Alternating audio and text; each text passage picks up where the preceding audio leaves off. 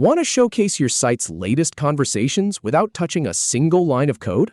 Learn how to add a recent comments widget to any Elementor page in under 3 minutes.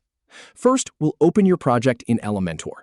Then we'll insert the recent comments widget, tweak its settings, and publish the changes to your site. Open Edit Projects with Elementor. Click the highlight element to select it. In the Widgets panel, click WordPress. Click WordPress again to expand it. Click Recent Comments to add the widget. Click Title to set the heading.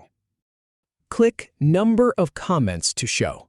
Click the Advanced tab. Inside Advanced, click Layout. Click Layout again to open its options. Click Update Changes to Page.